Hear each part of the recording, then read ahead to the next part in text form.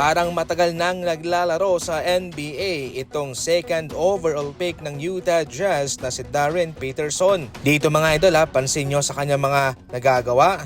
Nakakatira po ito kahit saan, mapatres sa mid-range, hesitation attack, titirahan ka sa gitna, wala kang magagawa. Kaya ang mga gantong player ay dapat na double team talaga to.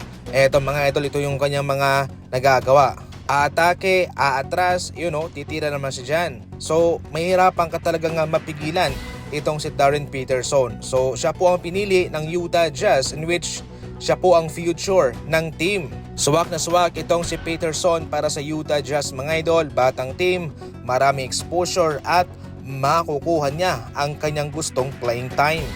Hindi naman binigo mga idol ni Cam Boozer ang kanyang kupunan na Memphis Grizzlies. Sa kanyang unang mga laban ay nagtala siya ng 15 points, 4 rebounds, 4 assists para sa Memphis Grizzlies. Sa pangalawang laban naman, laban sa Utah Jazz, 18 points, 7 rebounds, and 4 assists. Itong si Boozer ay anak ng former NBA player na si Carlos Boozer mga idol. Kitang-kita naman dyan yung mayroong pagkakawig sa skill set ng kanyang tatay. Itong si Boozer ay ang magsisilbing future din po ng Memphis Grizzlies. Wala na si Ja Morant, wala na si Jaren Jackson Jr. Kaya nagde-develop sa ngayon ng batang big man itong Memphis Grizzlies. At kanilang nakita itong si Boozer na mayroong pagkakapareha sa kung ano yung kanilang estilo, yung kanilang playing style as a team, at hindi naman sila binigo nitong si Boozer. Bihira lamang sa NBA na mayroong isang magaling na anak, yung isang former NBA player. Yung iba sumusunod sa yapak ng kanilang mga ama, pero yung iba naman ay ayaw ng basketball, iba yung kanilang interest, iba yung kanilang gusto. Somehow, para dito kay Cam Boozer ay may pagpapatuloy niya ang legasiya ng kanyang amang si Carlos Boozer.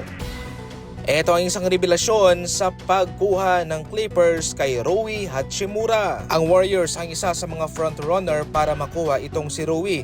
Pero ayon sa inilabas na report galing mismo kay Shams ng ESPN, tinanggihan ni Rui Hachimura ang Nets, Minnesota, pati ang Golden State Warriors para lamang makapagpirma sa LA Clippers. Naunang sinabi na rin po mga idol na interesado pa sana si Rui Hachimura na bumalik sa Lakers. Pero ang Lakers ayaw na.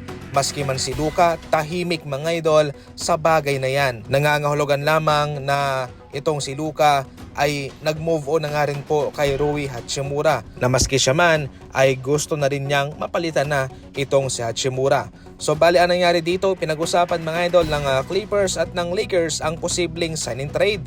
Bibigyan ng Lakers itong si Rui Hachimura ng bagong contract at ititrade. Pero hindi nga lang po natuloy ang sign and trade dahil ayaw pong magbigay ng draft capital asset ng Clippers para makuha si Rui Hachimura. Kaya ang nangyari dito, tumanggi na ang Lakers sa inaalok ng Clippers sa kanila. Kasi in the first place ay ayaw rin naman nilang palakasin ang kanilang karibal na Clippers. At yung kanilang inaakala ay pupunta sa ibang team si Hachimura.